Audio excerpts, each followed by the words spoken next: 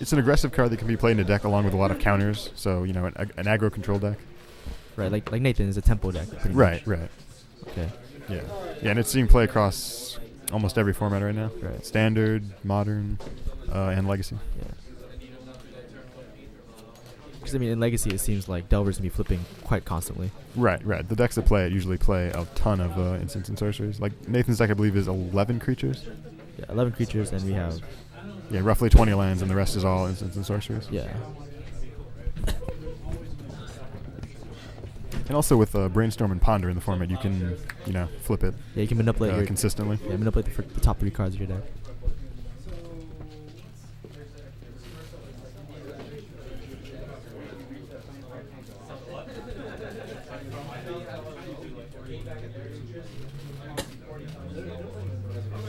Yeah, so Nathan stifled Stoneforge's ability to violin the Battle School. Right. But it looks like he's going to do it on his main phase right now. Yeah, he's using Stoneforge on his main phase so that he doesn't get stifled again. Right. I mean, it seems like it's fine if Alan lets Nathan stifle the effect. Right. Also, though, his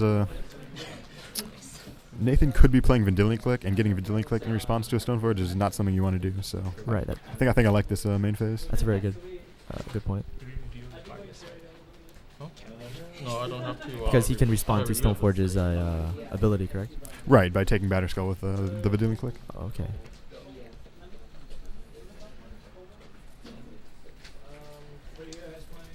But again, though, I think it's much better if Nathan just allowed him to put the Batterskull into play end of turn and then stifled the Germ Token trigger. Right. Because that way he has to pay 3 mana returns to his hand and then another 2 to activate Stoneforge. Yeah. He's just essentially time walking himself by doing nothing productive on his turns that way. Right. And Alan's deck is very mana light. Right.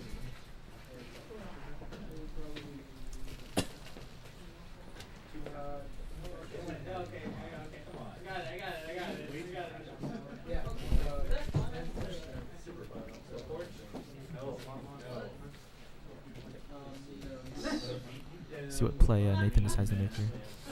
There's so Living Weapon, that effect. So how exactly does it work? It's a triggered ability that says when the equipment comes into play, it puts a 0/0 Germ Token onto the battlefield, and the equipment itself gives it +4/+4, so the token does not die. It becomes a 4/4. Right. So Pernicious Deed does hit the Germ Token. Right. The Germ Token has a converted mana cost of 0, so the Pernicious Deed will hit that. Right. So here Nathan decides to play a tap out on 3 for a Pernicious Deed. And I do not think his Delver flipped. No, his Delver's still a 1/1. Right. Yeah, Alan's hand looks very aggressive right now. I saw a Sarah Avenger, a Mother of Runes, and a Knight of the Reliquary.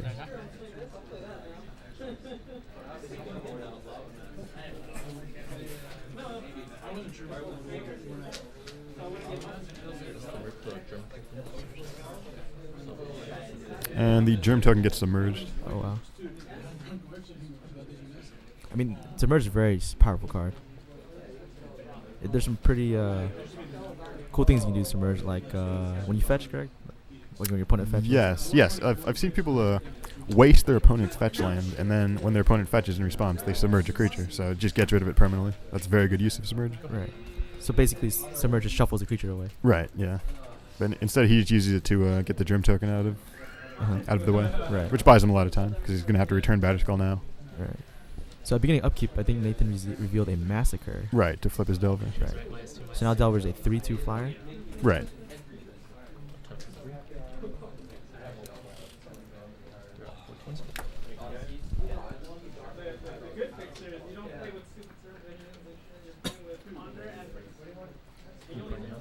Hypnotoric seems pretty good right now.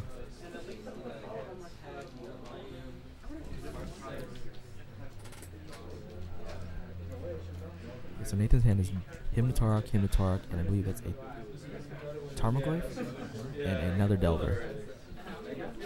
So Nathan decides to cast Hypnotoric. So what set is Hypnotoric from? I mean, I see like multiple different arts for Hypnotoric.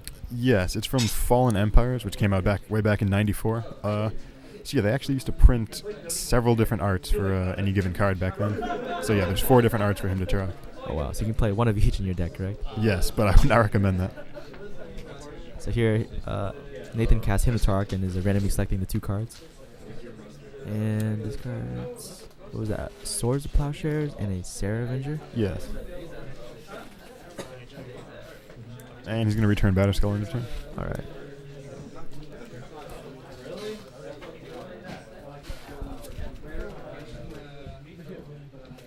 I still would like to see Nathan cast a second Delver to increase the clock. 'Cause I don't think Alan has any mass removal. Right, but But then again, he does have the Pernicious Deed in play. Also, Alan decides to. Ooh. There's another Reliquary. and there is land in Alan's graveyard, so Massacre will not kill that. Right. But there is a Pernicious Deed in play, though. Right. So, how much do you have to pay for Pernicious Deed's X cost to kill a Knight of the Reliquary? 3. The knight has a converted mana cost of 3. Alright. It will kill his Delver though also. Right, because Delver now has a converted mana cost of 0. Right. But he has the Ghastly Demise for the knight. Oh, wow. So, what does Ghastly Demise do? It's 1 black for an instant, and it destroys target non-black creature with, I believe, toughness less than or equal to the number of cards in your graveyard. Oh, okay. So, Nathan's deck plays a lot of cards that just fill up the graveyard really fast. Right. So Nathan now elects to play Delver number 2. Yeah.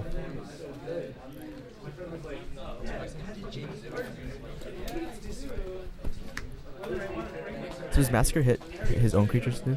Yes, Massacre hits all creatures, so, yeah. Both the Deed and the Massacre are symmetrical, so they would not be very good for him right now. Right. So here comes Knight of Reliquary number 2.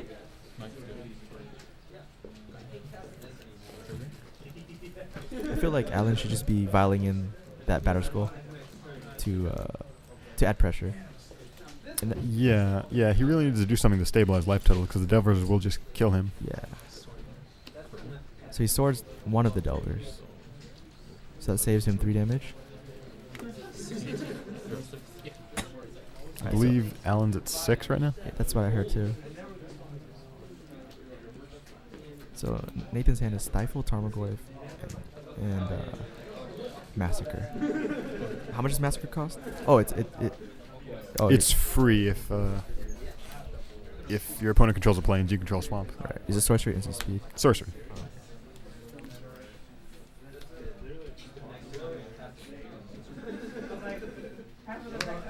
Yeah, Alan does have a Mazavith that can just deal with the Delver, and the knight can go and find it.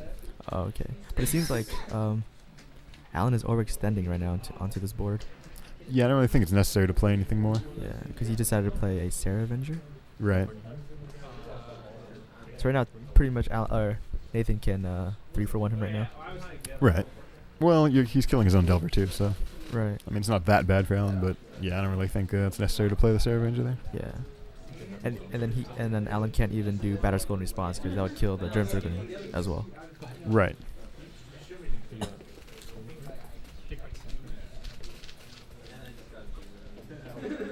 Yeah, Pernicious Deed seems a very powerful card against Alan. Oh yeah. That card is excellent against the aggressive deck.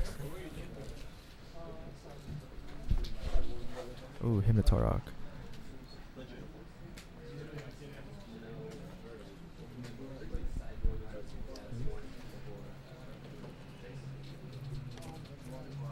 What takes your knight? So I think Alan's gonna be doing some responding here. Response stoneforge. I think Stifle would be pretty good right now.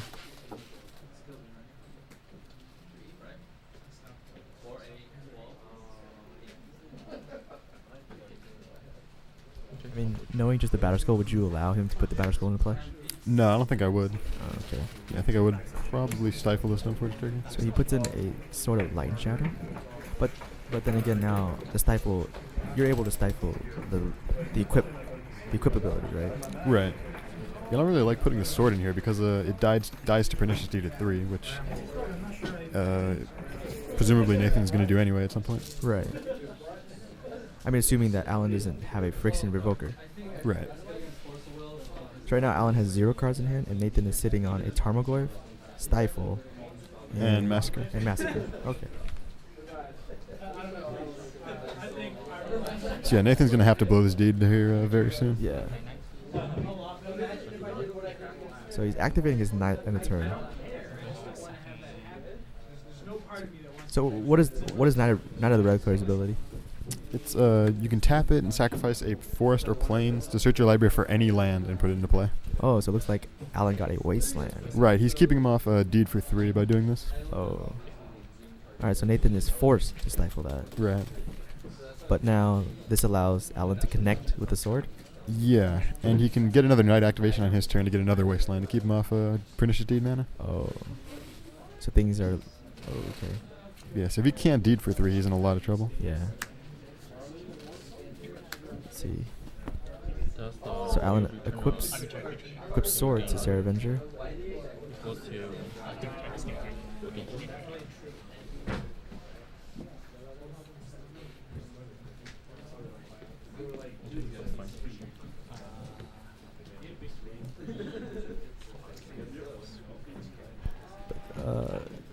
The insect can hop in front of this. Yeah. Right, yeah. He chooses to block here. Yeah. He's getting a hit off of that sword. What does he get to do?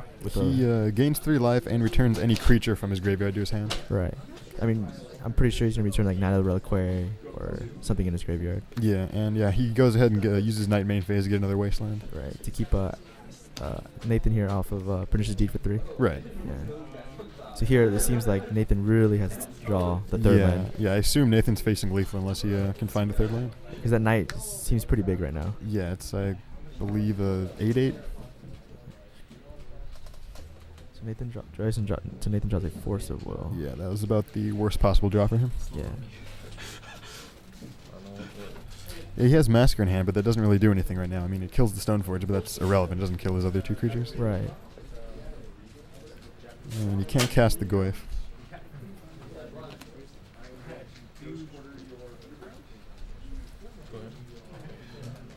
So this is an example of how fast an aggro deck can all of a sudden turn against you. Because things were looking pretty good for Nathan when he had the deed in play. Right, right. So Alan has double Horizon Canopy.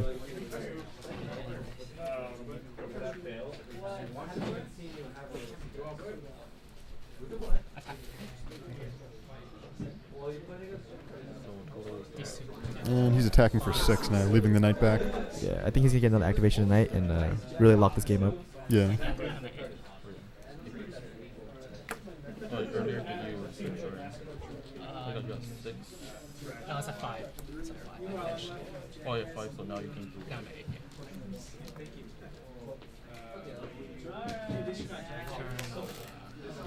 Yeah, if Alan uses if he gets a Wasteland with Knight, I think he's got this game locked up. Right. Yeah, I definitely like using Knight here instead of attacking with it. Yeah. Because now even if Nathan draws a land, it's still just irrelevant. You cannot deed for 3. Yeah. Yeah, I don't think there's any card in Nathan's deck right now that can get him out of this position. No, I don't think so. So now the Reliquary seems like a very strong card. It looked like that card won him this game. Yeah, that card is phenomenal. I'd probably say it's the best creature in the format right now. Yeah. Like the ability, just like here, example, he was able to fetch 3 Wastelands, I believe. Yeah. Yeah, given just how many powerful lands there are in Legacy, like Wasteland, Maze of Ith, Karakas, it just the card does so much for you. Yeah, and then if you want to draw more cards, you just get Horizon Canopy. Right, yeah, there really isn't anything Knight can't do for you. Right. Yeah, Brian Kibler would be happy. Yeah.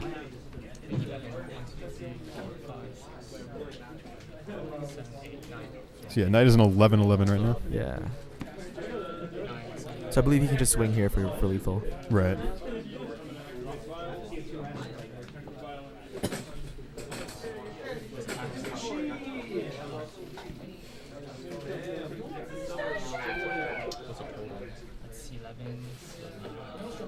That's 11, 16. 16 damage total in one turn. And he decides to swing in with the Stoneforge Mystic. Yeah, just gotta make sure. Yeah, make sure I gotta... Yeah. He decides to Massacre. Yeah, that is an instant. Or that is not an instant, rather. I don't know why he's casting Massacre. I think this is just... I think they both know that game's over. Yeah, yeah. I was like keeping like. Alright, so Alan takes game 3, so he moves on to top 4. Yeah, congratulations,